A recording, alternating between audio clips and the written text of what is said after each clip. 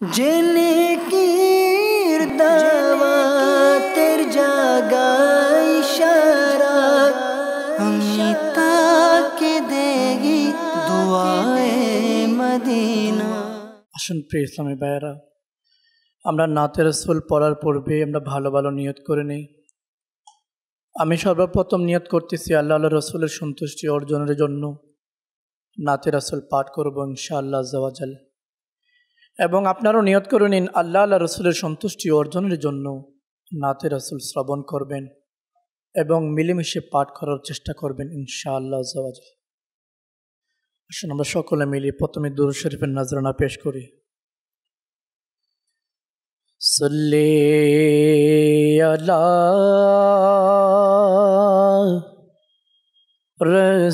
রাসূলিনা সাল্লি আলা মুহাম্মাদিন পড়ুন সাল্লি আলা হাবিবিনা সাল্লি আলা মুহাম্মাদিন। महबूब की महफिल को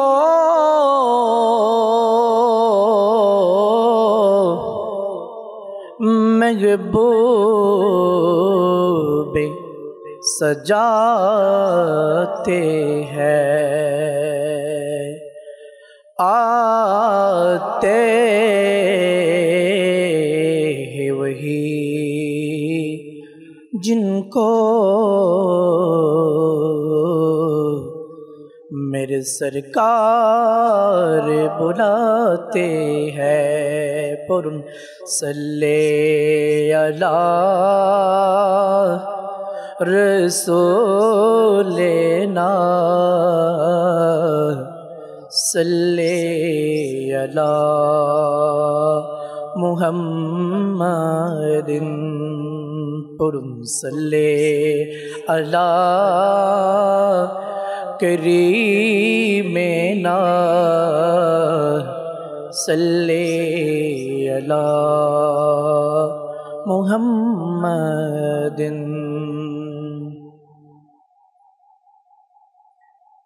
तुमी मोर प्राण तुमी मोर जानो गो प्रिय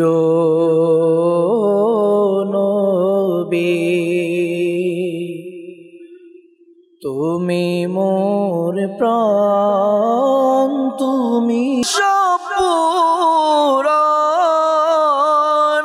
গো প্রিয় নবী, দরিদ্র থাতে কে করো ত্রাণ ও গো প্রিয় নবী, তুমি মোর প্রাণ তুমি মোর জান ও গো প্রিয়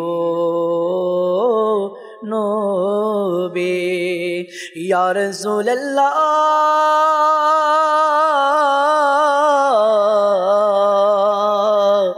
ইয়া हबीब डाके या रसूल अल्लाह या हबीब अल्लाह। मदीनार पागल बोले लोके যেন আমায় ডাকে, এ নামে রয়েছে কত শান ও গো প্রিয় নবী এ নামেরও চে কত শান ও গো প্রিয় নবী তুমি মোর প্রাণ তুমি মোর জান ও গো প্রিয় নবী তব তোরে কুরবানি প্রাণ ও গো প্রিয় নবী তব তোরে কুরবানি প্রাণ ও গো প্রিয় নবী সাল্লু আলাল হাবিব সাল্লাল্লাহু তাআলা। আলহামদুলিল্লাহি রাব্বিল আলামিন ওয়াসসালাতু ওয়াসসালামু আলা সাইয়্যিদিল মুরসালিন আম্মা বা'দ ফাআউযু বিল্লাহি মিনাশ শাইতানির রাজীম বিসমিল্লাহির রহমানির রহিম আসসালাতু ওয়াসসালামু আলাইকা ইয়া রাসূলুল্লাহ আসসালাতু ওয়াসসালামু আলাইকা ইয়া হাবিবাল্লাহ الصلاة والسلام عليك يا نبي الله وعلى آلك وأصحابك يا نور الله আজকের ইজতিমার শুরুতে দুরূদ শরীফ পাঠ করার যে ফজিলত রয়েছে সেই সম্পর্কিত একটি হাদিসে মোবারকা আমরা শ্রবণ করি। আল্লাহ পাকের সর্বশেষ নবী সাল্লাল্লাহু আলাইহি ওয়া সাল্লাম ইরশাদ করেন, নিশ্চয়ই আল্লাহ পাক একজন ফেরেশতা আমার কবরের মধ্যে নিযুক্ত করেছেন, যাকে সকল সৃষ্টির আওয়াজ শোনার ক্ষমতা দান করা হয়েছে। কেমন ফেরেশতা? যাকে পুরো দুনিয়ার সমস্ত সৃষ্টির আওয়াজ শোনার ক্ষমতা দান করা হয়েছে। ব্যাস কিয়ামত পর্যন্ত যে কেউ আমার প্রতি দুরূদ শরীফ পাঠ করে তবে সে আমাকে তার পিতার নাম সহ উপস্থাপন করে। ওই ফেরেশতা আমার নবীর দরবারে খাদেম হিসেবে নিযুক্ত থাকে এবং উম্মতের মধ্যে যেই উম্মত আমার নবীর উপর দুরূদ শরীফ পাঠ করে তার নাম সহ তার পিতার নাম সহ নবীর দরবারের মধ্যে পেশ করে এবং সে এভাবে বলে, অমুকের পুত্র অমুক আপনার উপর দুরূদ শরীফ পাঠ করেছে। কৃষ্ণাই ভাইরা, কতই না সৌভাগ্যবান ওই উম্মত যেই উম্মতের নাম নবীর দরবারে সর্বদা পেশ করা হয়। তাহলে আমার আপনার জন্য সৌভাগ্য হবে যদি আমি আপনি সর্বদা নবীর উপর দুরূদ শরীফ পাঠ করি এবং কিয়ামতের ময়দানে যার নাম বারবার আসে না নবীর কদমে নবীর দরবারে, তো কিয়ামতের ময়দানে নবী কি আমাকে চিনবে না ভাই? নবী তো প্রতিটা উম্মতকে চিনে থাকেন, প্রতিটা উম্মতের ব্যাপারে নবী অবগত রয়েছেন। তো প্রিয় ভাই, আমি আপনি সৌভাগ্যবান হব যদি আমি আপনি সর্বদা নবীর উপর মহব্বত ভালোবাসা সহকারে দুরূদ শরীফ পাঠ করি। করবো ইনশাআল্লাহ। আসুন আজকের মজলিসের বরকতে আমরা একবার দুরূদ শরীফ পাঠ করি। সাল্লু আলাল হাবিব সাল্লাল্লাহু তাআলা আলা মুহাম্মদ সাল্লাল্লাহু তাআলা আলাইহি ওয়া আলিহি ওয়াসাল্লাম। ফরমানে মুস্তাফা সাল্লাল্লাহু আলাইহি ওয়াসাল্লাম, আফদালুল আমালি আন-নিয়াতুস সাদিকা, অর্থাৎ সত্য নিয়ত হচ্ছে সবচেয়ে উত্তম আমল। সত্য নিয়ত সবচেয়ে উত্তম আমল। আমল করার জজবা আমাদের মধ্যে আছে আলহামদুলিল্লাহ। আমরা যারা আমল করি, নামাজ পড়ি, রোজা রাখি, নফল রোজা রাখি, তাসবিহ পড়ি, এই যে জজবা আমাদের মধ্যে আছে আলহামদুলিল্লাহ, যেটা থাকা আমাদের জন্য জরুরি। কেননা আমল যদি না থাকে কাল কিয়ামতের ময়দানে আমার আপনার নেকির পাল্লা বাস দুর্বল থাকবে। কৃষ্ণাইবেরা, আজকের বয়ান আমাদের জন্য শিক্ষণীয় বয়ান। আলহামদুলিল্লাহ, দাওয়াত ইসলামের প্রতি সপ্তাহে যে বিষয়গুলো নেওয়া হয়, এক একটা বিষয়, কখনো ইবাদতের বিষয়, কখনো রিয়াজতের বিষয়, কখনো শরীয়ত, কখনো তরিকত, বিভিন্ন বিষয় দিই। বিশেষত উদ্দেশ্য থাকে বয়ানের এটাই, যাতে মুসলমান আমলদার হয়ে যায়, মুসলমান যাতে সংশোধন হয়ে যায়, মুসলমান যাতে নবীর ভালোবাসা পোষণকারী হয়ে যায়, মুসলমান যাতে সত্যিকারে হাকিকতে গোলামে রাসূল হয়ে যায়, আশেকে মুস্তফা হয়ে যায়। তো প্রিয় সাহেবেরা, আজকের বয়ান আমরা শুনবো। আমরা জানি যে ইসলাম এমন একটা ধর্ম, যে ধর্মটা আল্লাহ পাক মনোনয়ন করেছেন প্রত্যেকটা মানব জাতির জন্য। এই ধর্মকে যদি আমি আমার মধ্যে লালন পালন করতে চাই, আমাকে আগে শিখতে হবে, ইসলাম ধর্মকে জানতে হবে। আর জানার জন্য আল্লাহ পাক তার পবিত্র কালামকে নাজিল করেছেন। কোরআনে পাক এটা আমাদের জন্য সর্বশ্রেষ্ঠ গ্রন্থ। আর এই কোরআনে কারিম যার উপর নাজিল হয়েছে, আল্লাহ পাকের যে মাহবুব হুজুর আকরাম সাল্লাল্লাহু আলাইহি ওয়াসাল্লাম, তিনি আমাদের জন্য সমস্ত মানব জাতির জন্য আইডল।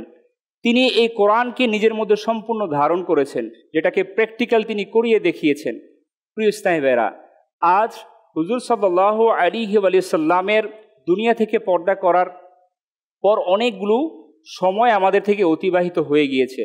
হুজুর সাল্লাল্লাহু আলাইহি ওয়াসাল্লামের পর্দার সাথে সাথে নবুয়তের দরজা বন্ধ হয়ে গিয়েছে। এটা আমরা সবাই জানি, আর কোনো নবী রাসূল আসবে না। এটা আমাদের ঈমান, এটা আমাদের আকীদা। যদি এর মধ্যে বিন্দু পরিমাণ, আমাদের মধ্যে ইঞ্চি পরিমাণও যদি ভুল থাকে এই ধারা যে আসবে, তাহলে আমাদের ঈমান থাকবে। এখন এটাও আপনি বলতে পারেন, এরকম কেউ ধারণা রাখে? হ্যাঁ হ্যাঁ, অবশ্যই। এখন ফিতনা ফাসাদের যুগ, কিয়ামতের আগে এই অবস্থা আরও পরিলক্ষিত হবে আমাদের মাঝে। তো প্রিয় ইসলামী ভাইরা, তো হুজুর সাল্লাল্লাহু আলাইহি ওয়াসাল্লাম এমন সত্তা ছিলেন যাকে দেখে দেখে সাহাবাই কেরাম আলাইহিমুর রিদওয়ান তারা প্রত্যেকটা শ্বাস প্রশ্বাসে আমার নবীকে স্মরণ করেছেন, তারা অনুসরণ করেছেন, অনুকরণ করেছেন। নবীকে তারা জানের চাইতে বেশি ভালোবেসেছেন। তারা জানেন নবী ঈমান, নবী তাদের জন্য সব কিছু, নবী আল্লাহ পাক পর্যন্ত নিয়ে যাওয়ার জন্য মাধ্যম, নবী কাল কিয়ামতের ময়দানে আমাকে আপনাকে সুপারিশ করে জান্নাতে নিয়ে যাবে। এটা সাহাবাই কেরামের আকীদা ছিল। আর সাহাবাই কেরাম তারা এমনভাবে নবীকে ভালোবাসা করেছেন, এমনভাবে নবীকে ভালোবেসেছেন, যা পুরো দুনিয়াবাসীর জন্য দৃষ্টান্ত করে গিয়েছেন। তো সাহাবাই কেরাম আলাইহিমুর রিদওয়ান, ইনাদের যাত্রা যখন শেষ হয়ে যায়, যখন তাবির যুগ আসে, তারা তাদেরকে অনুসরণ করেছেন। তাবি, এরপরে আউলিয়াই কেরামের যুগ। এই আউলিয়াই কেরামের যুগ কিয়ামত পর্যন্ত অব্যাহত থাকবে। বেলায়েতের যুগ, এই যুগের মধ্যে সমস্ত আউলিয়াই কেরাম যারা আমাদের জন্য পথ প্রদর্শক, যাদেরকে অনুসরণ করে আমরা আমাদের জীবনকে দুনিয়া এবং আখেরাতের সফল করতে পারি। প্রিয় ইসলামী ভাইরা, তো আজ আমরা আমাদের তথাকথিত যুব শিক্ষিত সমাজ, যারা দুনিয়ার অসংখ্য মনীষীদের ব্যাপারে তাদের জানা আছে, জ্ঞান আছে, কিন্তু দুঃখের বিষয় হচ্ছে তাদের কাছে আল্লাহওয়ালা যারা, দুনিয়াতে যারা সফল, কিয়ামতের ময়দানে যারা সফল, তাদের জীবনী সম্পর্কে তাদের ন্যূনতম ধারণা নেই। কারণ আজ আমাদের ব্যবস্থাপনা এমন, যাতে করে আমরা দুনিয়াবি যত জ্ঞান অর্জন করতে পারি, কিন্তু যাদেরকে আমরা জানলে, যাদেরকে আমরা মানলে আমাদের ঈমান আমল সব কিছু ঠিক থাকবে এবং কিয়ামতের ময়দানে আমরাও সফল হব, তাদের বিষয়ে আমরা জানি না। আলহামদুলিল্লাহ, দাওয়াত ইসলামীর আমাদের চেষ্টা থাকে যে আউলিয়া কেরামের জীবনী, যাদের দেখুন, আমরা কোরআন ও হাদিস আমরা এমন জ্ঞান রাখি না যেটাকে আমরা পরিপূর্ণভাবে হাসিল করতে পারি। কোরআন আমরা আরবি যারা পড়তে পারি, কিন্তু কোরআনের অনুবাদ আমরা অনেকে জানি না। হাদিস আমরা শুনি, হাদিস অনুযায়ী আমাদের আমল হয় না। তো আউলিয়া কেরাম যারা রয়েছেন, তারা এগুলোকে পুঙ্খানুপুঙ্খানুভাবে আমল করেছেন। যদি আমরা আল্লাহর ওলিদেরকে সত্যিকার অর্থে যদি আমরা ভালোবাসা পোষণ করে তাদেরকে অনুসরণ করি, আমাদের জীবন, আমাদের তকদির বদলে যাবে। ইসলামীরা ইনশাল্লাহ আজ এমনই একজন ব্যক্তিত্বের ইনশাল্লাহ জীবনী থেকে আমরা আলোচনা শুনব, যিনি আলহামদুলিল্লাহ সৈয়দ জাদা রয়েছেন, যিনি সৈয়দ বংশের, নবী বংশের রয়েছেন। আজ আমরা তার জীবন থেকে আলোচনা শুনব, যিনি শৈশবকাল থেকে তার পুরোটা জীবন তিনি খৌফে খোদা, ইশকে রসুল নিয়ে এবং আমলের জজবা দিয়ে তার সন্তানদেরকে ওসিয়তের মাধ্যমে, নসিহতের মাধ্যমে তিনি তার জীবনকে অতিবাহিত করেছেন। হ্যাঁ প্রিয় ইসলামের, আসুন আমরা একটা ঘটনা দিয়ে শ্রবণ করি। ওই সৈয়দ জাদা, ওই আলে রাসুল, সৈয়দ বলা হয় নবীর বংশের লোকদেরকে, নবীর ঘর থেকে যারা এসেছেন, এমনই একজন সৈয়দ জাদা যার বয়স তখন ছিল মাত্র 4 বছর। খুব খেয়াল, যাতে করে আমাদের যে বিবেক আছে সেটাকে আমরা আজকে কাজে লাগাই এবং আমাদের জীবনের মধ্যে আমরা পরিবর্তন নিয়ে আসি।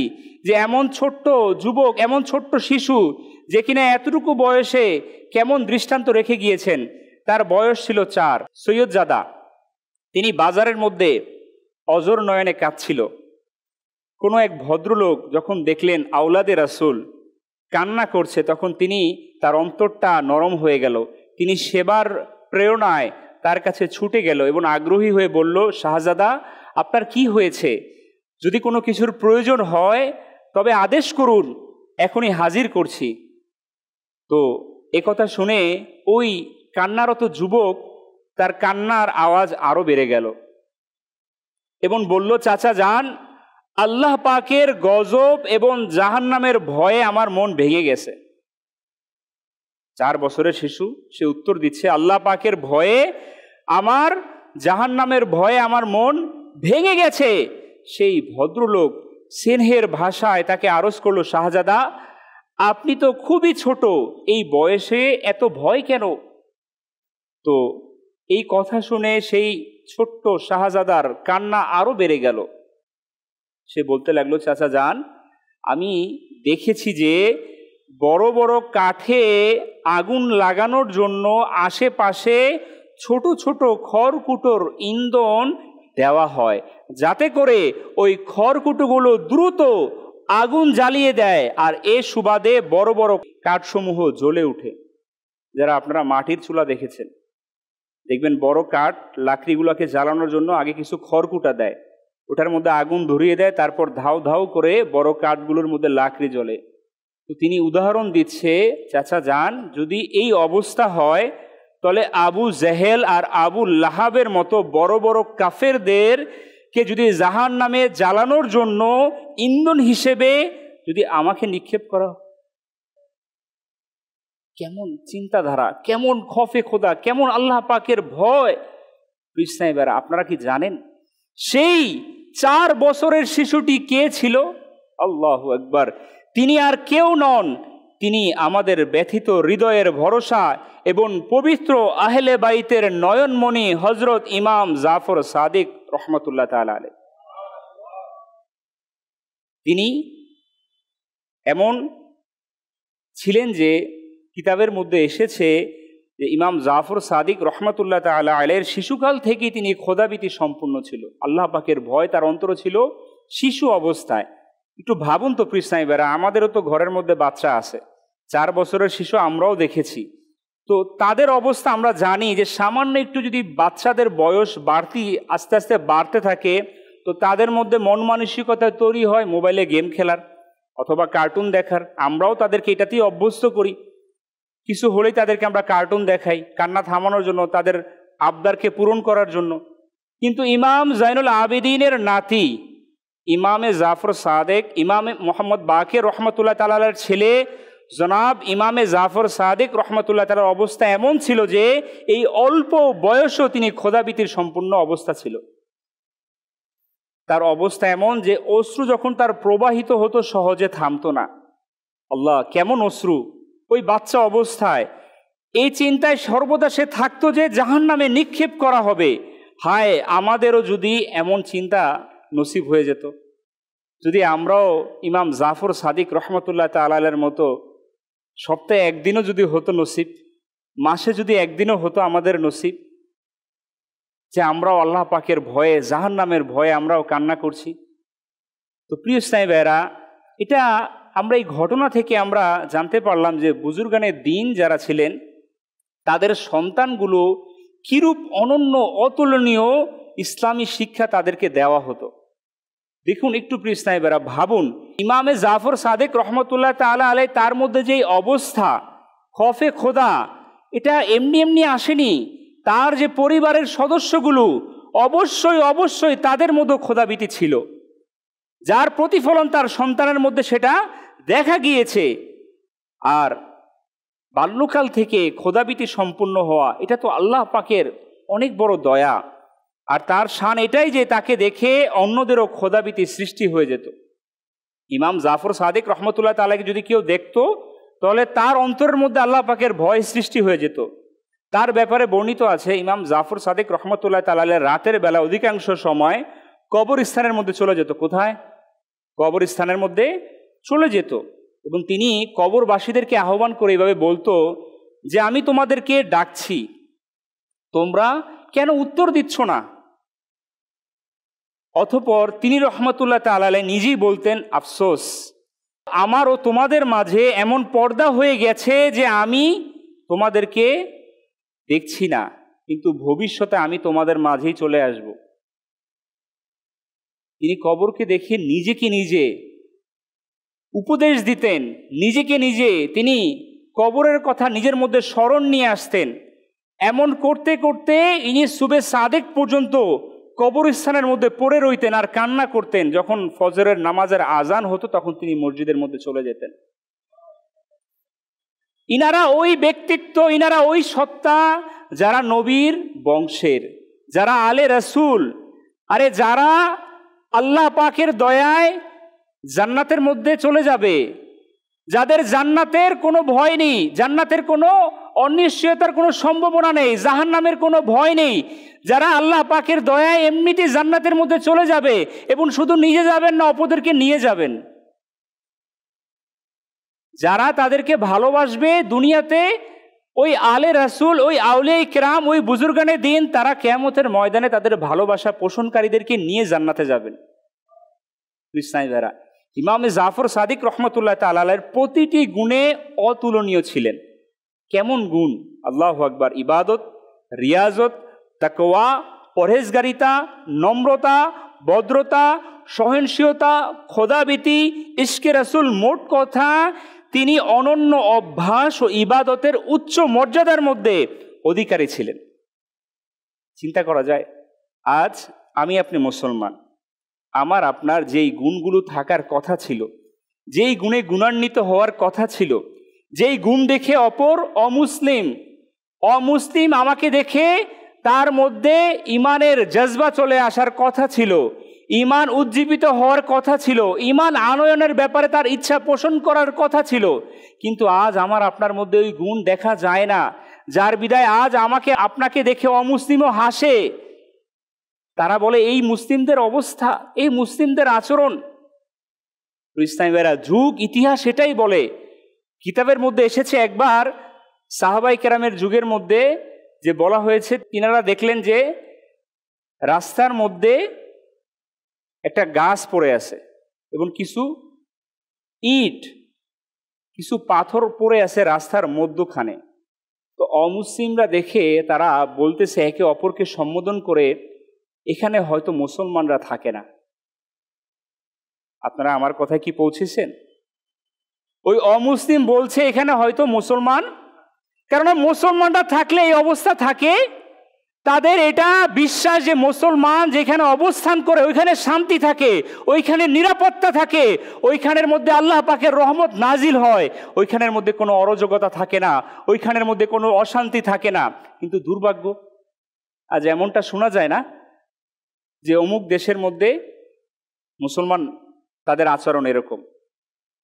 হ্যাঁ, আজ আমাদের মধ্যে খ্রিস্টানরা, হ্যাঁ তাদের সংখ্যাটা কম, কিন্তু দুর্ভাগ্যবশত খারাপটা দুনিয়ার চোখে একটু ভালো দেখা যায়, মানে এটাকে বেশি করে দেখা হয়, কিন্তু ভালোটা আমাদের নজরে কম আসে, পড়ে না। তো প্রিয় ভাই, ইমামে জাফর সাদিক রহমতুল্লাহ তাআলা তিনি অতুলনীয় ছিলেন। প্রতিটা ইমানের যে গুণে গুণান্বিত হওয়ার কথা, তিনি প্রত্যেকটা গুণে গুণান্বিত ছিলেন। ইমামে জাফর সাদিক রহমতুল্লাহ তাআলার পরিচিতি আমরা আসুন শ্রবণ করি। তিনি রহমতুল্লাহ তাআলা 17ই রবিউল আউয়াল 83 হিজরি সোমবার শরীফের মধ্যে মদিনা শরীফে তিনি জন্মগ্রহণ করেন। ইমাম জাফর সাদিক রহমতুল্লাহ তাআলার উপনাম ছিল আবু আবদুল্লাহ এবং আবু ইসমাইল, আর উপাধি হলো সাদিক, ফাজিল এবং তাহির। হযরত ইমাম জাফর সাদিক রহমতুল্লাহ তাআলা হলেন ইমাম মোহাম্মদ বাকের রাদিয়াল্লাহু তাআলা আনহুর শাহজাদা। ইমাম বাকের কে? হযরত ইমাম বাকের রাদিয়াল্লাহু তাআলা আনহু হচ্ছেন হযরত জয়নুল আবিদিন রাদিয়াল্লাহু তাআলা আনহুর নাতি। ইমাম জাফর সাদিক রাদিয়াল্লাহু তাআলা আনহুর এর সম্মানিত আম্মাজানের নাম হলো হযরত উম্মে ফারওয়া, যিনি ছিলেন আমিরুল মুমিনিন হযরত সিদ্দিকে আকবর রাদিয়াল্লাহু তাআলা আনহুর নাতনি ছিলেন। সুবহানাল্লাহ। আর তার সম্মানিত পিতার পবিত্র নাম হলো ইমাম মোহাম্মদ বাকের, যিনি ইমাম জয়নুল আবিদিনের পুত্র ছিলেন। এভাবে তার বংশ মায়ের দিক দিয়ে আমিরুল মুমিনিন হযরত আবু বকর সিদ্দিক রাদিয়াল্লাহু তাআলা আনহু এবং পিতার দিক দিয়ে হযরত আলী রাদিয়াল্লাহু তাআলা আনহুর সাথে মিলিত হয়ে গিয়েছে। অর্থাৎ তিনি রহমতুল্লাহ তাআলার মায়ের দিক দিয়ে সিদ্দিক আর পিতার দিক দিয়ে আলাবি ও ফাতেমি। কৃষ্ণাই ভাইরা, আমরা শুনলাম ইমাম মোহাম্মদ জাফর সাদিক রহমতুল্লাহ তাআলা সৈয়দ এবং কাদরিয়া সিলসিলার শায়েখ। যারা আমরা কাদরিয়া সিলসিলার মধ্যে দাখিল রয়েছি, তা আমি পূর্বে বলেছিলাম যে নবুয়তের দরজা বন্ধ হয়ে গিয়েছে, বেলায়েতের দরজা যাদের ঘর থেকে, এই আলে রাসূলের ঘর থেকে যেটা উন্মোচিত হয়েছে, তো তাদের সিলসিলার মধ্যে আমরা রয়েছি আলহামদুলিল্লাহ, যারা আমরা তরিকায়ে কাদরিয়ার মধ্যে রয়েছি। এবং আলহামদুলিল্লাহ প্রত্যেকটা তরিকা যদি আমরা সাজরা দেখি, এই সাজরা এটা আউলিয়া কেরামের মাধ্যমে যেতে যেতে সাহাবাই কেরাম পর্যন্ত গিয়ে, আলে রাসূল পর্যন্ত গিয়ে, সাহাবাই কেরাম পর্যন্ত গিয়ে, নবী পর্যন্ত পৌঁছে গিয়েছে। এটা আমাদের খুশনসিবি যে আমরা যারা তরিকতের মধ্যে দাখিল রয়েছে। আলহামদুলিল্লাহ দাওয়াত ইসলামের যিনি প্রতিষ্ঠাতা শাইখে তরিকত আমির আহলে সুন্নাত আবু বেলাল মোহাম্মদ ইলিয়াস আত্তার কাদরি দামাত বরকতুল্লাহ আলিয়া, তিনি আলহামদুলিল্লাহ তরিকায় কাদরিয়ার মধ্যে তিনি আলহামদুলিল্লাহ বায়াত গ্রহণ করান। তো আমাদের এটা জরুরি রয়েছে, যদি আমরা কেউ কোনো কামেল শায়েখের কাছে বায়াত গ্রহণ না করে থাকি এখন পর্যন্ত, তাহলে আমাদেরকে অবশ্যই খুব দ্রুত একজন কামেল শায়েখের কাছে বায়াত গ্রহণ করে নেওয়া উচিত। প্রিয় ইসলামী ভাইরা, আমরা শুনছিলাম ইমাম জাফর সাদেক রহমতুল্লাহ তাআলা আলাইহির যে গুণ, যে গুণে তিনি গুণান্বিত, তার যে অবস্থা ইবাদতের রিয়াজতের। এবার আসুন আমরা শুনি তার জ্ঞানের অবস্থা। আমরা যাদেরকে আমরা মানি আলহামদুলিল্লাহ, আমাদের আউলিয়া কেরাম, আমাদের বুজুর্গানে দিন, আমাদের আসহাব যারা রয়েছেন, প্রত্যেকে যারা রয়েছেন তারা আমলের মধ্যে যেভাবে উচ্চ মধ্যে সমীচীন রয়েছেন এবং তারা জ্ঞানের মধ্যেও উচ্চ মর্যাদায় সমীচীন রয়েছেন। কিন্তু দুর্ভাগ্যবশত আমরা তাদের যে উত্তরসূরি হিসেবে রয়েছি, আমরা তাদেরকে ভালোবাসা পোষণকারী রয়েছি, কিন্তু আমাদের মধ্যে ইবাদতের জাজবাতও দেখা যায়, কিন্তু ইলমে দ্বীন অর্জনের ব্যাপারে আমাদের মধ্যে উৎসাহ দেখা যায় না। এটা মুসলমানদের জন্য বড় দুর্ভাগ্যের বিষয় যে আমলের জাজবা রাখি, উৎসাহ রাখি, আমল করার ইচ্ছা পোষণ করি, কিন্তু ইলমে দ্বীন অর্জন করার ইচ্ছা পোষণ করি না। তো ভাই, ইলমে দ্বীন যদি আমি না করি, আমি যদি নামাজকে আগে না শিখি, আমার ওই নামাজ কি আল্লাহ তাআলার দরবারে কবুলিয়তের যোগ্যতা রাখে? প্রশ্ন আসে না এমন আমাদের মধ্যে? প্রত্যেকটা আমল। তো ইমাম জাফর সাদিক রহমতুল্লাহ তাআলা আলাইহি তিনি অগাধ জ্ঞান ও প্রজ্ঞার অধিকারী ছিলেন। আল্লাহু আকবার। তার জ্ঞান এর অবস্থা কেমন জানেন? আমাদের মাযহাবের ইমাম, কোটি কোটি হানাফিদের ইমাম, ইমামে আজম আবু হানিফা রহমতুল্লাহ তাআলা আলাইহি, যিনি স্বয়ং জ্ঞানের সাগরের মধ্যে ছিলেন, যিনার জ্ঞান অতুলনীয়, আর এমনি এমনি তো তিনি মাযহাবের ইমাম হননি, তিনি রহমতুল্লাহ তাআলা আলাইহি ইমাম জাফর সাদেক রহমতুল্লাহ তাআলা আলাইহির সহচর্যের বরকত লাভ করেছেন। তো ইমামে আজম নোমান বিন সাবিত রহমতুল্লাহ তাআলা তিনি কি বলেন জানেন? তিনি বলেন, যদি আমার জীবনে আমি 2 বছর যদি আমি ইমামে জাফর সাদিক রহমতুল্লাহ তাআলা আলাইহির খেদমতে না থাকতাম, তাহলে আমি নোমান ধ্বংস হয়ে যেতাম। চিন্তা করতে পারেন কত বড় কল। ইমাম, কোটি কোটি মাযহাবের ইমাম, তিনি বলছেন যদি আমি 2 বছর ইমাম জাফর সাদিক রহমতুল্লাহ দরবারে না থাকতাম, তার কদমের মধ্যে পড়ে না থাকতাম, তার সহচর্য যদি আমি অবলম্বন না করতাম, তাহলে আমি নোমান ধ্বংস হয়ে যেতাম। তো আউলিয়া কিরাম ইনাদের জ্ঞানের জায়গায় তারা যত উচ্চে থাকুক, কিন্তু তারা সব সময় তাদের বুজুর্গানে দিন, তাদের যারা মুরব্বী ছিলেন, তাদের যারা বুজুর্গানে দিন ছিলেন, তারা সহচর্য অবলম্বন করার চেষ্টা করতেন।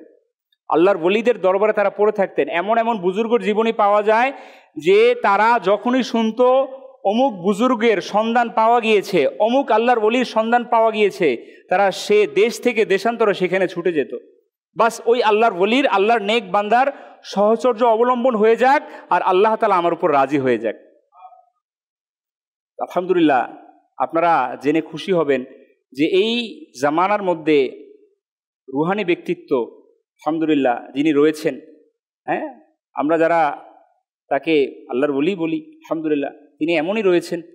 তো ইনার সহচর্যের মধ্যে যখন প্রসিদ্ধ যে ওলামায়ে কেরাম যখন আসেন, তো তাদের অভিমত হচ্ছে এটা যে কাল কিয়ামতের ময়দানে যদি আল্লাহ আমাকে আমার জিন্দেগির ব্যাপারে জিজ্ঞাসা করে, তাহলে আমি বলবো যে আল্লাহ, আমার জীবনের একটা সময় আমি ইলিয়াস আত্তার কাদেরীর মজলিসের মধ্যে বসেছি।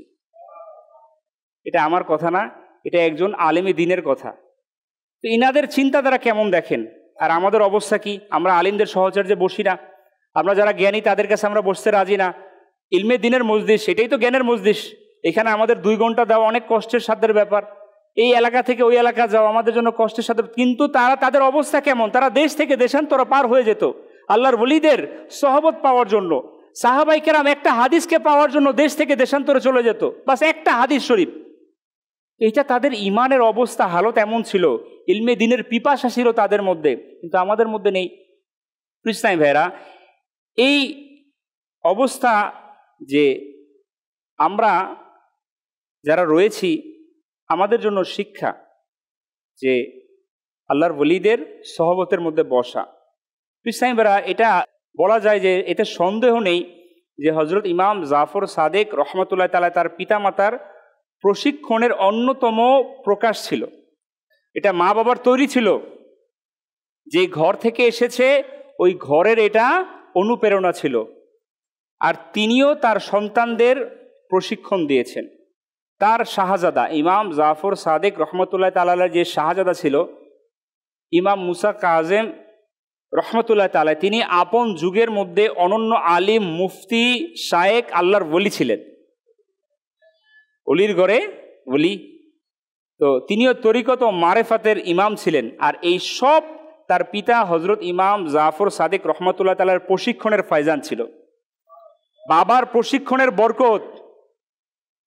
এই যে এখন কথাগুলো হবে, প্রিয় ইসলামী ভাইরা, মাদানী চ্যানেল দর্শক শ্রোতা, আমরা যারা পিতার ভূমিকা পালন করছি অথবা আমরা করব, আমাদের জন্য শিক্ষা। আমরা মা বাবারা যতটুকু সচেতন আমাদের সন্তানের শিক্ষা দীক্ষা, মানুষ হওয়া, সফল জীবন গড়ার জন্য, আমরা কি এর থেকে কিছু পরিমাণ সচেতন তার দুনিয়া আখেরাতের যে প্রকৃত সফলতা সেটাকে তাকে দেওয়ার জন্য সচেতন? ইসলামী ভাইরা, একটু চিন্তা করি, আমরা আমাদের সন্তানদেরকে পড়াশোনার বিষয়ে যতটা আমরা তাদেরকে প্রেশার ক্রিয়েট করি, যতটা তাদেরকে আমরা চাপ দেই, আমরা সচেতনতা আমরা দেখাই, আমরা কি তাদের কোরআন পড়ার জন্য, তাদের নামাজ ছুটে যাওয়ার জন্য, তাদের গুনাহ হয়ে যাওয়ার জন্য, তাদের খারাপ কাজ সংগঠিত হয়ে যাওয়ার জন্য, তাদের অবাধ্যতা হওয়ার জন্য আমরা কি কখনো সচেতনতা অবলম্বন করেছি? আমরা কি কখনো কি তাদেরকে প্রেশার ক্রিয়েট করেছি? সন্তান নামাজ পড়তে উঠে না, আর বলি উঠে না, সন্তানকে বলি সে যাতে কোরআন তেলাওয়াত করে, পড়ে না। আপনি তো আপনার সন্তানের যে দুনিয়াবি যে পার্থিব জ্ঞানের জন্য আপনি তো সন্তানকে নিজেও প্রহার করেন। এরকমও মা বাবা আছে না, সন্তান না পড়লে তাকে মারে। আপনার সম্পদের একটা বড় অংশ আপনি তার পিছনে খরচ করে দেন, কিন্তু আপনাকেই দেখা যাবে আবার যখন কোরআন শেখার জন্য তাকে যদি একটু খরচ করতে হয়, এত টাকা লাগে হুজুরের পিছনে। আমাদের চিন্তাধারা কোথায়? সন্তানকে যে শিক্ষায় শিক্ষিত করার কথা ছিল ওটার ব্যাপারে আমি আপনি সচেতন না, ওটার ব্যাপারে আমি আপনি তাকে গুরুত্ব দেই না। তো সন্তান কি এমনি এমনি হয়ে যাবে? গাছ লাগালাম আমের আর আশা করলাম কাঁঠালের, কখনো সম্ভব? আম গাছ লাগালে আমি পাওয়া যায়, উদাহরণ, উপমা। তো বলা হয়েছে মানুষ যা বপন করে তাই সে কেটে থাকে। এমন হতে পারে না যে বপন করবে কিছু, কিন্তু যখন ফসল কাটার সময় আসবে তখন অন্য ফসল হবে। এই উদাহরণটি সন্তানের বেলায়, যে পিতামাতা সন্তানকে ইসলামী পদ্ধতিতে প্রশিক্ষণ দিল না, কিন্তু তবুও আশা রাখে যে আমাদের সন্তান নেককার, পরেজগার হোক, পিতামাতার অনুগত হোক, সমাজের সম্মানিত সচ্চরিত্রের অধিকারী হোক। যখন ফলাফল এর বিপরীত হয় তখন অনেক দেরি হয়ে যায়। তখন পিতামাতা যদি সংশোধনের চেষ্টা করতেও চায় তবে করতে পারে। এখানেও হয়তো বা বসে আছেন যে আপনার সন্তানকে নিয়ে আপনি চিন্তিত, আপনার সন্তান আপনার কথা শুনে এখন আপনি আফসোস করতেছেন, কিন্তু আপনি আপনার অতীতে চলে যান। আমি আপনাকে দোষারোপ করতেছি না, আফসোস করার জন্য বলতেছি, আল্লাহ পাকের দরবারে ভুল স্বীকার করার জন্য বলছি, নত হওয়ার জন্য বলছি। আর আমরা যারা এর সম্মুখীন হব, আমরা সচেতন হওয়ার জন্য এখন আমরা সচেষ্ট হয়ে যাই। সাহেবেরা, মনে রাখবেন, সন্তানের উত্তম প্রশিক্ষণ দেওয়া পিতামাতার গুরুত্বপূর্ণ দায়িত্বের মধ্যে অন্যতম। আর এই দায়িত্বকে আমাদের বুজুর্গানে দিনেরা খুবই সুন্দরভাবে সম্পূর্ণ করেছিলেন। মাঝে মাঝে নিজেদের সন্তানদেরকে ভিন্ন ভিন্নভাবে উপদেশ দিতেন। ইমাম জাফর সাদেক রহমতুল্লাহ তাআলা তার ছেলেকে তিনি উপদেশ দিয়েছেন। শুধু ইমাম জাফর সাদেক রহমতুল্লাহ তাআলা, যত বুজুর্গানে দিন তাদের জীবনে যদি আপনারা একটু স্টাডি করেন, পড়েন, দেখবেন তারা তাদের সন্তানদেরকে আহ্বান করেছেন, ডেকেছেন, বসিয়ে তাদেরকে আল্লাহ পাকের ভয় শিখিয়েছেন, ইশকে রাসূল শিখিয়েছেন, আহলে বাইতের মহাব্বত শিখিয়েছেন, কোরআনের মহাব্বত শিখিয়েছেন, তাদেরকে বলেছেন যে এইভাবে তোমার জীবনকে তুমি পরিচালিত করো, তাহলে তুমি দুনিয়াতেও সফল, আখেরাতেও সফল। আর আমি আমার সন্তানকে ডাকি, এই আজকে পড়ছো, কোনো খারাপের কিছু না, এটা কোনো খারাপ না, এটাও দরকার আছে। কিন্তু আপনি যেভাবে আপনার সন্তানের জবাবদিহিতা নিয়েছেন, আপনি আপনার সন্তানের কুচরিত্র জবাবদিহিতা নিয়েছেন, আপনার সন্তান আপনার অগোচরে যে কাজগুলো করে বেড়ায়, আপনি জানা সত্ত্বেও তাকে যখন বাধা প্রদান করছেন না, এটা কি আপনার জন্য জবাবদিহিতার কারণ না কিয়ামতের ময়দানে? কিন্তু আপনি এই বিষয়ে বেখেয়াল, উদাসীন। হ্যাঁ, সাহেবেরা, এক বুজুর্গ তিনি বর্ণনা করেন, হযরত ইমাম জাফর সাদিক রহমতুল্লাহ তাআলা একজন শাগরেদ আমাকে জানালো যে একবার আমি হজরতের খেদমতে উপস্থিত হলাম। হজরত মুসা কাজেম রহমতুল্লাহ তাআলা আলাইহি তিনি তার আব্বাজানের পাশে, হজরত ইমাম জাফর সাদিক রহমতুল্লাহ তাআলার পাশে তিনি বসেছিলেন, আর তিনি সন্তানকে উপদেশ দিচ্ছিলেন। কিছু কথা যা আমি মনে রাখতে পেরেছি তা হলো, হজরত ইমাম জাফর সাদিক রহমতুল্লাহ তাআলা বললেন, হে আমার সন্তান, খুব খেয়াল, আমার উপদেশ গ্রহণ করে নাও, আমার কথাগুলো মনে রাখবে। যদি তা মনে রাখো তবে জীবনও ভালোভাবে অতিবাহিত করবে, আর মৃত্যুও ঈর্ষান্বিত হবে। তোমার মৃত্যু দেখে মানুষ ঈর্ষা করবে, এমন মৃত্যুর দরকার ছিল, এমন মৃত্যু আমারও দরকার। তো তিনি প্রথম উপদেশ দিলেন, কি ব্যাপারে আসুন শ্রবণ করি। হযরত ইমাম জাফর সাদিক রহমতুল্লাহ তাআলা প্রথম উপদেশ এটাই, কিন্তু আমরা কিন্তু একেবারে বিপরীত। আজকে আমরা যেটা শুনবো, আমরা একেবারেই পুরোপুরি বিপরীত। তিনি তার সন্তানকে বলছেন, প্রথম উপদেশ এটাই তিনি দেন যে, হে আমার সন্তান, সম্পদশালী সেই যে অপরের সম্পদের প্রতি দৃষ্টি রেখে আল্লাহ পাকের বন্টনের প্রতি সন্তুষ্ট থাকে, আর যে অভাবগ্রস্ত অবস্থায় মারা যায়। আল্লাহর বন্টনে অসন্তুষ্ট থাকা ব্যক্তি যেন আল্লাহ পাকের এই ফয়সালার প্রতি অপবাদ লাগালো। নিজের ভুলকে ছোট মনে করা ব্যক্তি অপরের ভুলকে বড়, ও অপরের ভুলকে ছোট মনে করা ব্যক্তি নিজের ভুলকে বড় মনে করো।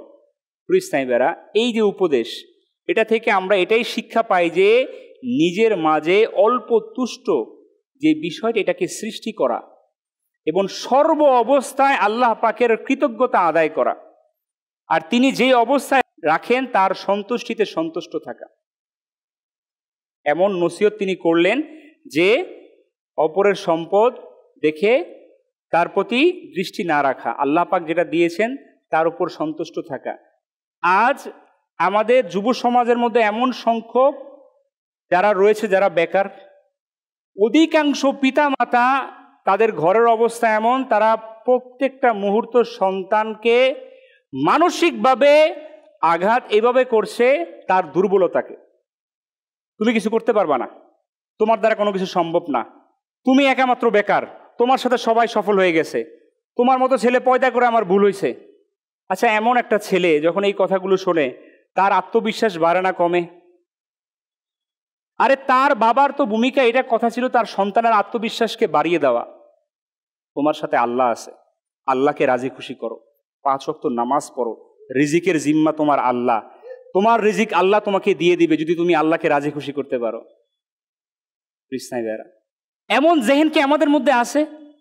কিন্তু আমি তো আমার ছেলেকে বাস তাকে একেবারে ধূলিসাৎ করে দিচ্ছি, তার যে ব্যর্থতা, তার যে দুর্বলতা, সেটা তাকে আঙ্গুল ধরিয়ে তার চোখের মধ্যে দিয়ে ধরিয়ে দিচ্ছি।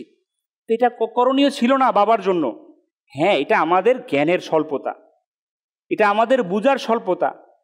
এমনটা আবার সন্তানরা ভাবেন না, হ্যাঁ আজকে আমার বাবার দোষ ধরা পড়ছে, এটা না, এটা আমারও একটা দুর্বলতা আছে, সেটার জন্যই তো আমার বাবা আমাকে ধরছে। আমিও আমার দুর্বলতাকে কাটিয়ে নেই, আমিও সফলভাবে নিজের জীবনকে গড়ে তুলি, আল্লাহকে রাজি খুশি করে। এটা তো আমার বিবেককে প্রশ্ন করা উচিত, যারা আমি তো মুসলমানের সন্তান, আমি তো আল্লাহ পাকের বান্দা, নবীর গোলাম, তো আমার কি করণীয় কথা, আর আমি কি করছি? আমার চাকরি হবে কেন? আমি কি 5 ওয়াক্ত নামাজ পড়ি? আমি নিজেকে প্রশ্ন করি, আমি কি গুনাহ থেকে বাঁচি? আমি কি আল্লাহ পাককে রাজি খুশি করেছি? যখন আমার আপনার মধ্যে চিন্তাধারা আসবে, তখন আমার থেকে দুর্বলতা অটোমেটিক পালাবে। তো আমরা সন্তানদেরকে উপদেশ দিব ইনশাআল্লাহ। দ্বিতীয় উপদেশ, ওলামার সাহচর্য অবলম্বন করা। ইমাম জাফর সাদিক রহমতুল্লাহ তাআলা তিনি তার সন্তানকে উপদেশ দেন যে, হে আমার সন্তান, অপরের দোষ প্রকাশকারীর নিজের দোষ প্রকাশ হয়ে যায়। কারো জন্য গর্ত খননকারী নিজেই সে গর্তে গিয়ে পতিত হয়। বোকাতের সহচর্যে বসা ব্যক্তি নিকৃষ্ট অপদস্থ হয়, আর ওলামাদের সহচর্য অবলম্বনকারী সম্মানিত হয়, আর মন্দ জায়গায় গমনকারীর প্রতি অপবাদ দেওয়া হয়ে থাকে। কৃষ্ণাই বেরা, আমি যদি ভাঙিয়ে বলতে যাই আপনারা বুঝে গিয়েছেন, আমার বিশ্বাস। তো এই উপদেশ থেকে আমাদের জন্য মাদানী ফুল এটাই আমরা পাই যে অপরের দোষ প্রকাশ আমরা করব। আমরা কি এটা করি? আমরা তো আরো বেশি করি। সুযোগ খুঁজি, কারে বলবো এর দোষ, আমি কারে কারে বলে বেড়াবো সমাজের মধ্যে। যদি কোনোভাবে আপনার শত্রু থাকে প্রতিবেশী, তাহলে তো আরো সুযোগ পেয়ে যাই এটা পুরাটা ছড়ানোর জন্য। এর তো পুলিশে ধরে নিয়ে গেছে, এর সাথে তো এর বউর বিচ্ছেদ হয়ে গেছে, আর এ তো এই করে, এ তো সুদের ব্যবসা করে, এ তো ঘুষ খায়। কে বলছে? আরে আল্লাহ গোপন রাখছে, আপনাকে বলার ক্ষমতা কে দিছে? আপনার এই রাইটস কোথা থেকে আসলো? আল্লাহ তো গোপন রাখছে তার ভুলের যে বিষয়গুলো রয়েছে, গুনাহের যে বিষয়গুলো রয়েছে। কিন্তু আমি আপনি অনেক বড় পণ্ডিত হয়ে গেছি, তার ভুলগুলো তার দোষগুলো প্রকাশ করে বেড়াচ্ছি। তো আল্লাহ খুব রাজি হবে বুঝে আমার উপরে। এই জন্য আল্লাহ ওয়ালারা তাদের সন্তানদেরকে নসিহত দিত, অপরের দোষ প্রকাশ করিও না এবং সর্বদা কল্যাণ কামনা করো, ওলামায়ে কেরামের সহচর্যের মধ্যে। আপনার সন্তান যাদের সাথে বন্ধুত্ব করছে এটা আপনার দেখার দায়িত্ব। সেই বন্ধু সে কি ইবাদত গুজার কিনা, সে কি নামাজি কিনা, সে কি আল্লাহ ওয়ালা কিনা। আপনার ছেলেকে, আপনার ভাইকে আপনি এটা চেষ্টা করেন যে কোনো নেককারের সাথে সহচর্য বন্ধুত্ব করে দেওয়া। আলহামদুলিল্লাহ দাওয়াত ইসলামী আছে আপনার বন্ধু হিসেবে। দাওয়াত ইসলামের এই পরিবেশ আপনাকে আহ্বান করছে। আপনি আপনার সন্তানকে, আপনি স্বয়ং নিজে আপনার সন্তানকে, আপনি আপনার প্রতিবেশী যারাই রয়েছে, যারাই দিনের ইসলাম থেকে দূরে, এই পরিবেশ থেকে দূরে, তাদেরকে এটার সাথে বন্ধুত্ব করিয়ে দেন। দেখবেন আপনার সন্তান এর মধ্যে যে ভুলগুলো আছে সেগুলো চলে যাবে। কৃষ্ণাই বেরা, এরপরে ইমাম জাফর সাদিক রহমতুল্লাহ তাআলা যে তৃতীয় উপদেশ দিয়েছেন সেটা হচ্ছে, আমার সন্তান, মানুষের উপর অপবাদ দেওয়া থেকে বিরত থাকো, অন্যথায় মানুষ তোমার প্রতি অপবাদ দিবে। আর অহেতুক কথা বলা থেকে বিরত থাকো, অন্যথায় এর কারণে তোমার সম্মান চলে যাবে। খুবই গুরুত্বপূর্ণ কথা। কৃষ্ণাই বেরা, এই উপদেশ থেকে আমরা এই মাদানী ফুল পাই যে অপরের উপর দৃষ্টি রাখার পরিবর্তে নিজের দোষ অনুসন্ধান করব। আমরা অপরের দোষ দেখব না, নিজের দোষ দেখব। বলা হয়েছে, যখন আয়নাতে চেহারা দেখি তখন আমি কাকে দেখি? সবাই বলি কাকে দেখি? আয়নাতে তো আমি আমাকেই দেখব না। তো ঠিক একজন মুসলমান যখন তার মধ্যে যদি আমার চোখের মধ্যে কোনো ভুল ধরা পড়ে যায়, তখন আমি ফরেন সাথে সাথে দেখব ওই ভুলকে আমার মধ্যে আছে কিনা। এটা আমার জন্য আয়না। আল্লাহ, সে তো এই ভুলের মধ্যে, আমি কি ভুলের মধ্যে আছে কিনা? এটা কি আমাদের মধ্যে হয়? আমরা তো ওর ভুলের মধ্যে পড়ে আছি, আরো আমরা গভীরে যাই, আমরা গভীরে উদ্ঘাটন করি তার এই ভুলগুলোর রহস্য কি। তা আমার তো উচিত ছিল ওই ভুল দেখার সাথে ওই আয়নার মতো এটা আমি, হ্যাঁ হ্যাঁ এ গীবত করছে না, এই গীবত আমিও করি। সে তো ঘুষ খাচ্ছে, আমিও বুঝি ঘুষ খাই। এই চিন্তাধারা যখন চলে আসবে না, অপরের দোষ আপনার চোখে পড়বে না, আপনার দোষই আপনার চোখে পড়বে। তখন আমার আপনার পক্ষে সম্ভব সংশোধন হওয়া। কৃষ্ণাই বেরা, অহেতুক কথাবার্তা থেকে আমরা বাঁচব। ইমাম জাফর সাদিক রহমতুল্লাহ চতুর্থ উপদেশ এটাই দেন, হে আমার সন্তান, সত্য কথাই বলবে, তা তোমার পক্ষে হোক বা বিপক্ষে, কেননা তোমাকে আপন বন্ধুদের পক্ষ থেকেই নিন্দার সম্মুখীন হতে হবে। কৃষ্ণাই বেরা, এই উপদেশ থেকে আমরা মাদানী ফুল অর্জন এটাই পাই যে সত্যের মৃত্যু নেই, অতএব আমাদের সর্ব অবস্থায় শরীয়তের চাহিদা অনুযায়ী সত্য কথা বলা উচিত। কিন্তু আমাদের ইমানের অবস্থা হালত এমন যে আমরা বলি ভাই সত্য কথার বাদ নাই, সত্য, নাউজুবিল্লাহ বলবেন না ভাই, এটা তো ইমানের দুর্বলতা। বলি কি না আমরা ভাই সত্য বললে কাজটা হবে না ভাই। ভাই এখন দুনিয়ার অবস্থা এমন, প্রেক্ষাপট এখন এরকমই চলতেছে, ট্রেন্ড এখন এরকম, মিথ্যা বললে কাজ হয়, সত্য বললে কাজ হয়। এটা আমার আপনার ইমানের দুর্বলতা। যদি হাকিকতে আমি আপনি যদি প্রকৃত ইমানদার হতে পারতাম, তাহলে আমি আপনি এই অবস্থা করতে পারতাম না। চতুর্থ বিষয়ে তিনি উপদেশ দিয়েছেন তার সন্তানকে বিদ্বেষ এবং ঘৃণা এটা থেকে বেঁচে থাকা। এবং ইমাম জাফর সাদিক রহমতুল্লাহ তাআলা আলাইহির যে উপদেশ ছিল, পঞ্চম উপদেশ, সেটা হচ্ছে চুগুলখুরি থেকে বেঁচে থাকা। অর্থাৎ মানুষের দোষ অন্বেষণ করে অপরের কাছে বলে দেওয়া, চুগুলখুরি করা। তো এটা অনেক বড় রোগ। কৃষ্ণাই বেরা, এই উপদেশ থেকে অর্জিত আমরা যাতে আমাদের মধ্যে নিয়ে আসতে পারি। এবং সর্বশেষ তিনি যেটা ষষ্ঠ উপদেশ দিয়েছেন তার সন্তানকে, হে আমার সন্তান, যদি সাক্ষাতের ইচ্ছা হয় তবে নেককার লোকদের সাথে সাক্ষাৎ করো, অবাধ্যদের সাথে সাক্ষাৎ করবে না, কেননা অবাধ্যরা ওই উপাত্যকার ন্যায় যাতে পানি প্রবাহিত হয় না, এমন বৃক্ষের ন্যায় যা সবুজ শ্যামল হয় না, এমন ভূমির ন্যায় যাতে গাছ জন্মায় না। তাদের কথাগুলো ছিল গভীর, তাদের কথাগুলো ছিল অনন্য মর্যাদার। আমরা কিন্তু বাস এই কথাগুলোর মধ্যে যদি কয়েকটা যদি নিজের মধ্যে নিতে পারি না, আমাদের জন্য যথেষ্ট। আমরা একটু চিন্তা করি যে এই যে 6টা উপদেশ তিনি তার সন্তানকে দিয়েছেন, এখন পর্যন্ত আমার সন্তান, যাদের সন্তান রয়েছে, বালেগ রয়েছে, আমরা কি আমার সন্তানকে কোনোদিন বসিয়ে এর মধ্যে একটা উপদেশ দিয়েছি?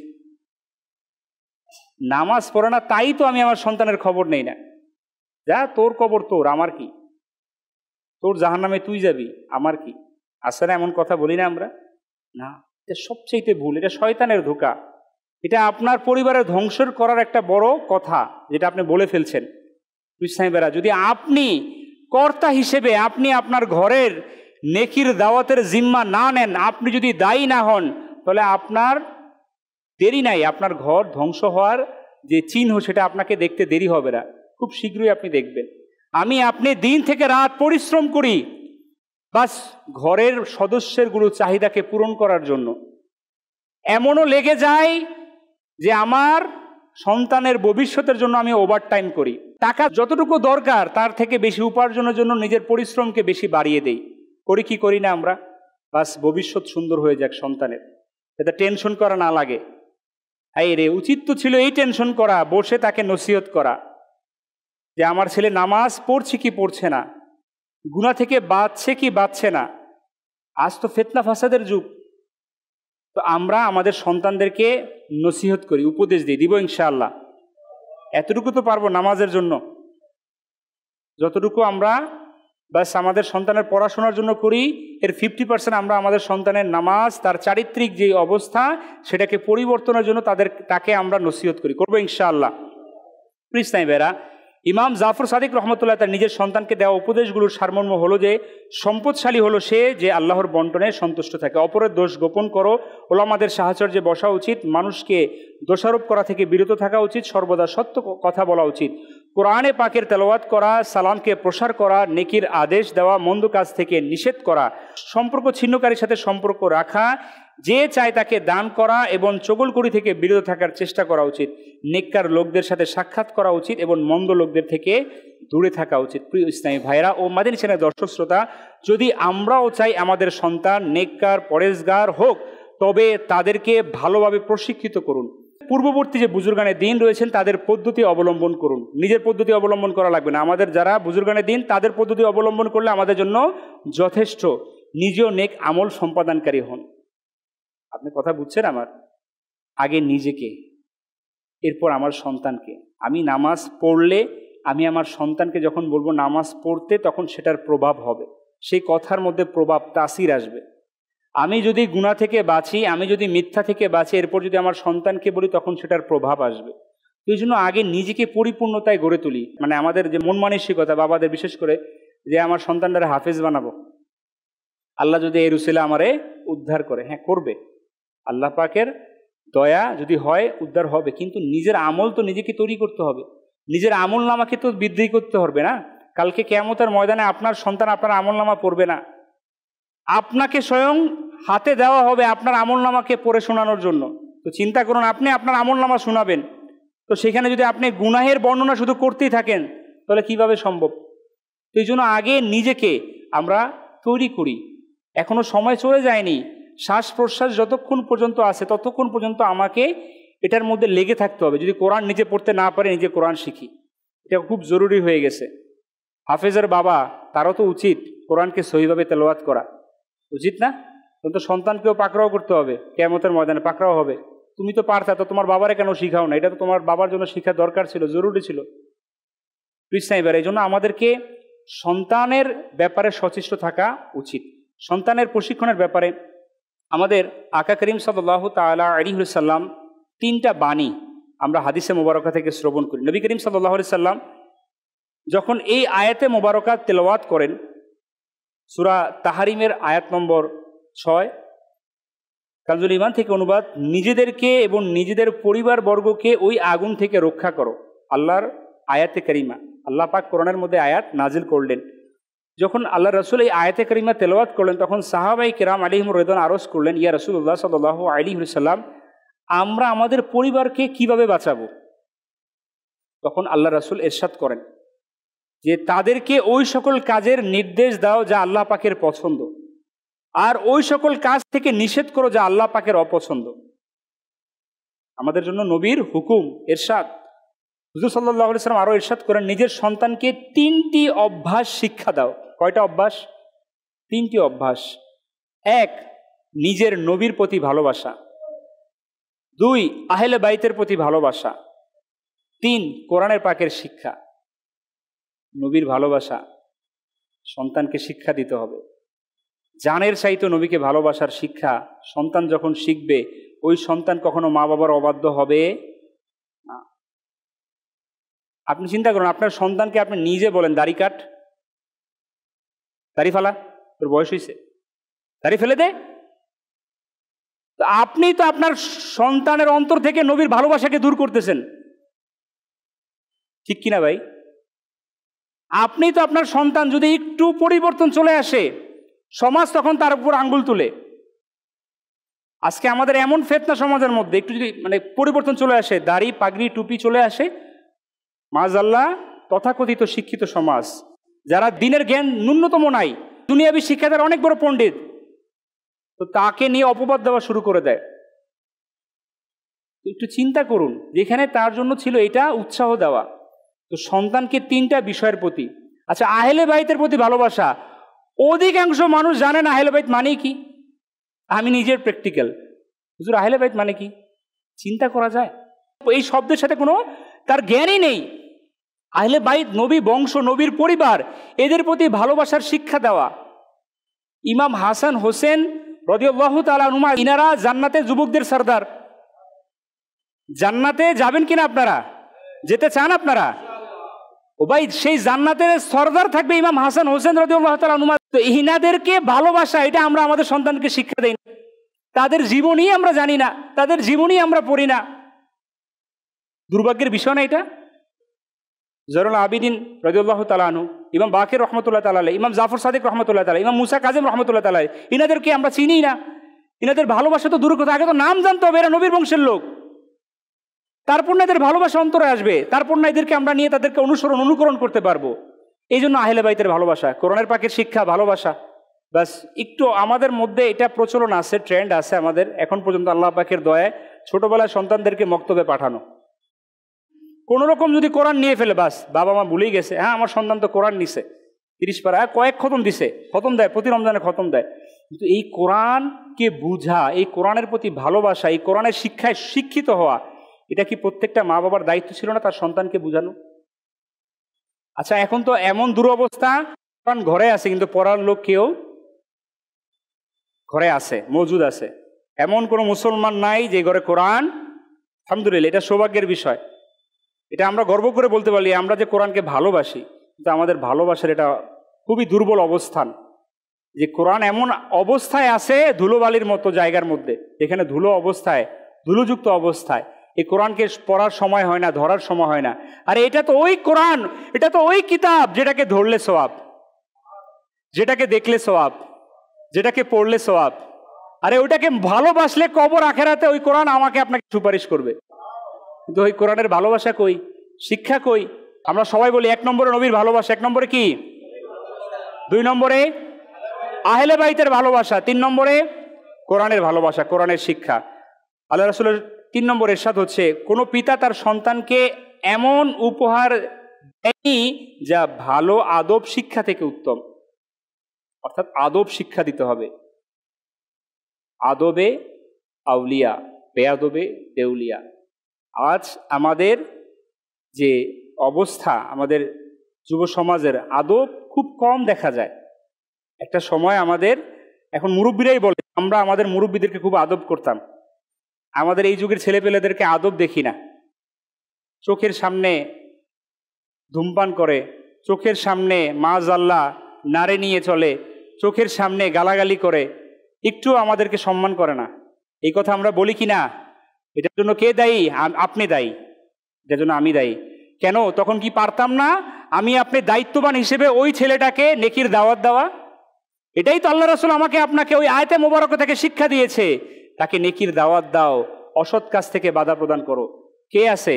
চাচা, আপন প্রাণ বাঁচা, যে করছে তার দিকে দৃষ্টি দেওয়ার সময় নেই। সে তো আমার সন্তান না, অমুকের সন্তান, জ্বলে যাক, পুড়ে যাক, মরে যাক, আমার কি? কিন্তু আমার আপনার দায়িত্ব ছিল চাচা হিসেবে, ভাই হিসেবে, বাবা হিসেবে, মুরব্বী হিসেবে, এলাকার বয়োজ্যেষ্ঠ হিসেবে তাকে নেকির দাওয়াত দেওয়া, তাকে বারণ করা, তাকে নেকির দিকে নিয়ে আসা। এখন হ্যাঁ, কিছু সংখ্যক লোক দেয়, তাও আবার ধরন ভুল। তাকে বলতেছে, বারণ করতেছে, কিন্তু পদ্ধতি ঠিক নাই। যেভাবে বললে তার অন্তরের মধ্যে আকর্ষণ করার কথা ছিল, তার নেকির প্রতি ধাবিত হওয়ার কথা ছিল, সেটা হচ্ছে না, কেননা ধরন ভুল। এই জন্য আলহামদুলিল্লাহ নেকির দাওয়াত, শিক্ষা অর্জন করা, মাদানী কাফেলায় সফর করা, সেটা আমরা করি না। ইলমে দ্বীন অর্জন করা, তাহলে না আমরা প্রকৃত নেকির দাওয়াতের যেই পদ্ধতি সেটা আমরা শিখতে পারবো। এই জন্য আমাদেরকে সফর করতে হবে। সফর করবো ইনশাআল্লাহ। ইসলামী বেরা, যেভাবে আমরা শুনলাম পিতামাতা সন্তানের প্রতি দায়িত্ব, ঠিক একইভাবে সন্তানেরও পিতামাতার প্রতি দায়িত্ব রয়েছে, কেননা দ্বীন ইসলাম আমাদেরকে এই শিক্ষাই দেয়। তো আমরা যদি চাই আমরা আল্লাহ পাকের হক আদায়ের পাশাপাশি হুকুকুল ইবাদ, বান্দার হক, সৃষ্টির হককে আদায় করা, তাহলে আমাদেরকে হকের বিষয়ে আগে অবগত হতে হবে, এটার বিষয়ে আমাদেরকে আগে শিখতে হবে, ইলমে দ্বীন অর্জন করতে হবে। যদি আমরা না করি না, তাহলে আমরা আল্লাহ পাকের হক এটাও আদায় করতে পারবো না, বান্দার হক, সৃষ্টির হক এটাও আমরা আদায় করতে পারবো না। এই জন্য আমাদেরকে দ্বীনের শিক্ষিত হতে হবে যতটুকু। আলহামদুলিল্লাহ দাওয়াত ইসলামের এই মাদানী পরিবেশের মধ্যে, দ্বীনী পরিবেশের মধ্যে আমাদেরকে জন্য সুযোগ রয়েছে দ্বীনের শিক্ষা অর্জন করা। এই যে সাপ্তাহিক ইজতেমায় আজকে যারা এসেছেন, যারা প্রতিনিয়ত আসছেন, তো এটা কি আপনাদের জন্য সৌভাগ্যের বিষয় না? এখান থেকে তো কিঞ্চিত পরিমাণ হলো আমরা শিখতে পারতেছি কিনা ভাই? ইবাদতের অনুপ্রেরণা আসছে কিনা? আমলের জজবা আসছে কিনা? এটা তো আমাদের জন্য সৌভাগ্যের বিষয়। এটা আমাদের জন্য আবশ্যক করতে হবে। প্রতি সপ্তাহে আমাদেরকে সাপ্তাহিক ইজতেমায় নিজে আসতে হবে, অপরদেরকে নিয়ে আসতে হবে, ফলে এটা আমাদের জন্য সফলতা হবে। ইসলামী বেরা, আমরা আল্লাহ পাকের নেয়ামত অর্জন করার আমরা যেভাবে সচেষ্ট থাকি, এই নেয়ামত এর কৃতজ্ঞতা আদায় করা আমাদের জরুরি। তো আজকের বয়ান আমরা ইমাম জাফর সাদেক রহমতুল্লাহ তাআলা আলাইহির এর জীবনী থেকে শুনলাম। তো এখান থেকে যদি আমি সারমর্ম বলি যে আমাদেরকে আল্লাহ পাকের ভয়, ইশকে রসুল, আহলে বাইতের মহাব্বত, কোরআনের শিক্ষায় শিক্ষিত হওয়া এবং নিজেকে দ্বীনের দায়ী বানানো, এটা খুব জরুরি। সুম্মা আলহামদুলিল্লাহ দাওয়াত ইসলামী আমাদেরকে আহ্বান করছে, দাওয়াত ইসলামী আমাদেরকে ওই পরিবেশ তৈরি করে দিচ্ছে যাতে করে আমি আপনি এই পরিবেশের সাথে সম্পৃক্ত হয়ে গুনাহের রোগ থেকে বেঁচে যেতে পারি। এর থেকে আর কিছু ভালো কিছু আছে ভাই? তো এটার জন্য আমাকে আপনাকে দাওয়াত ইসলামের সাথে সম্পৃক্ত হতে হবে। আলহামদুলিল্লাহ আপনারা সকলেই জানেন যে দাওয়াত ইসলামীর প্রত্যেকটা কার্যক্রম, প্রত্যেকটা বিভাগ, যতগুলোই দাওয়াত ইসলামীর কার্যক্রম রয়েছে, উদ্দেশ্য একটাই, উম্মাহের সংশোধন, যাতে করে উম্মত সংশোধন হয়ে যায়, উম্মত যাতে আল্লাহ রাসূলের দিকে ধাবিত হয়ে যায়। এই সাপ্তাহিক ইজতেমা যদি আমরা আসি, এটা আমাদের জন্য লাভবান।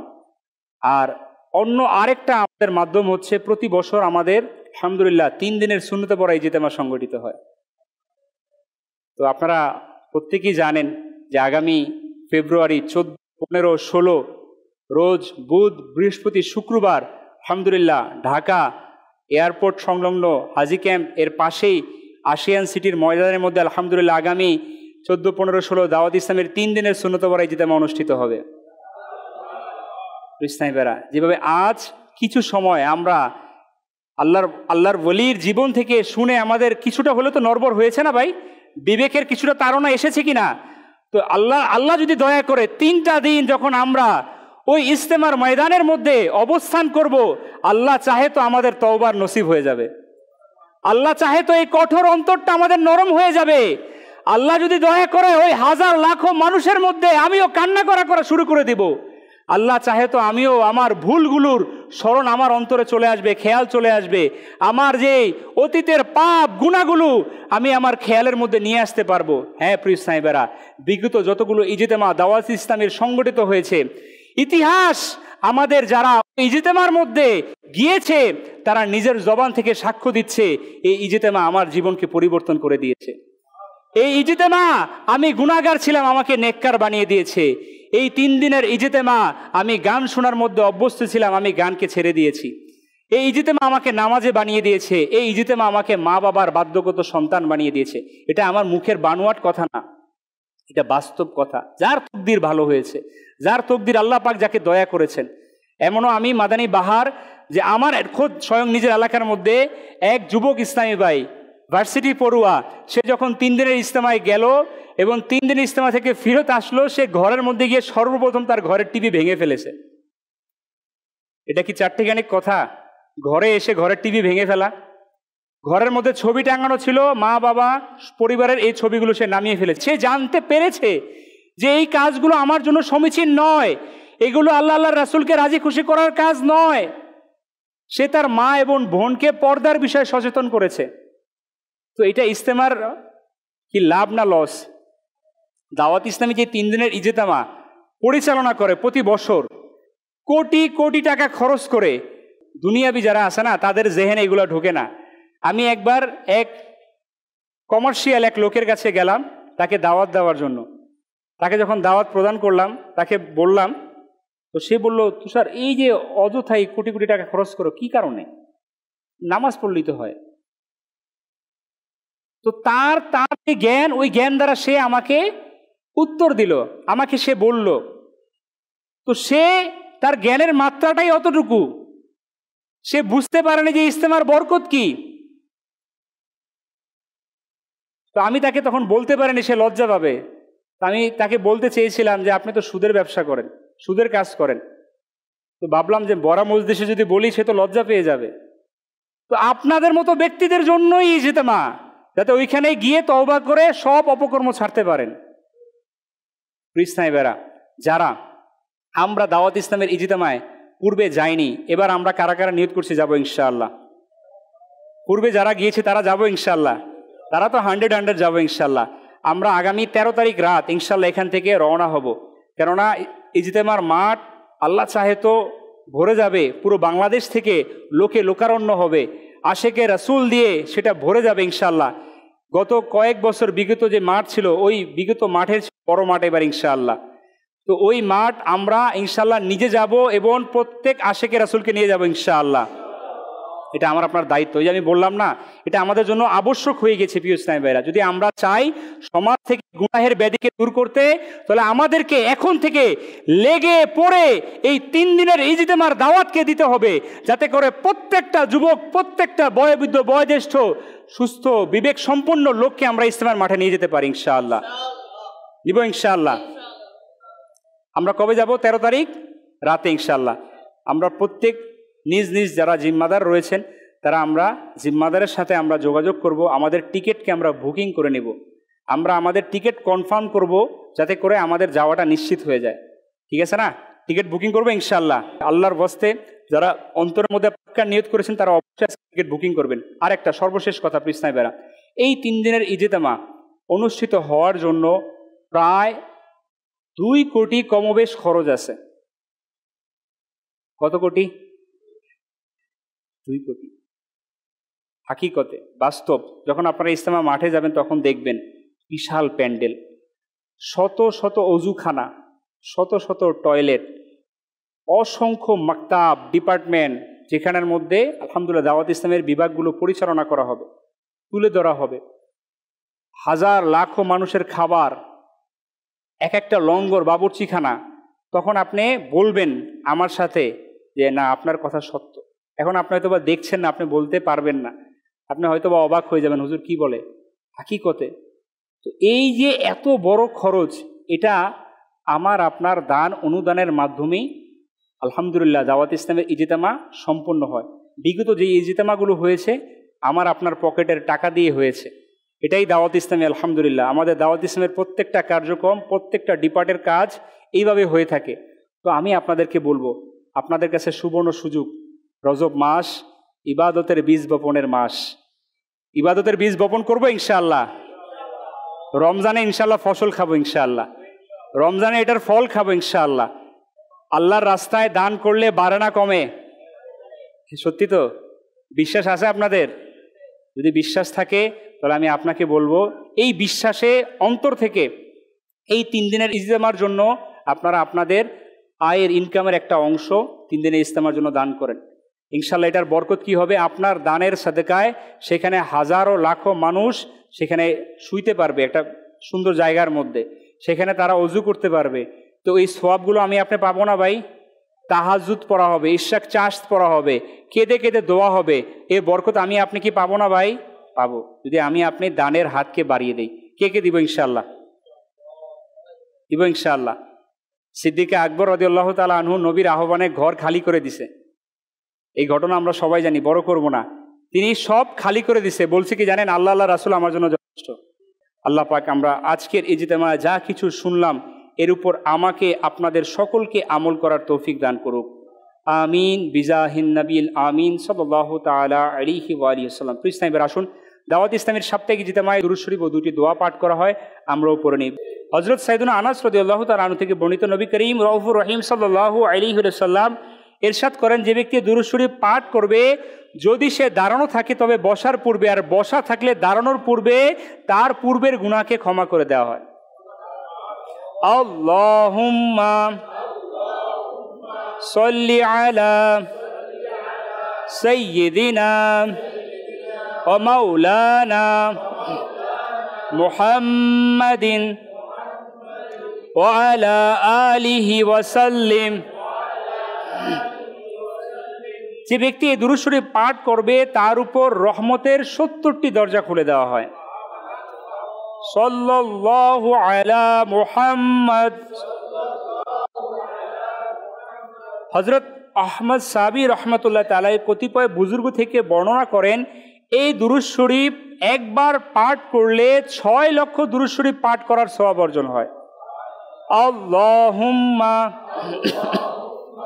সাল্লি আলা সাইয়্যিদিনা মুহাম্মাদিন আদাদা মা ফি ইলমিল্লাহি সালাতান দাইমাতাম বিদাওয়ামি মুলকিল্লাহ।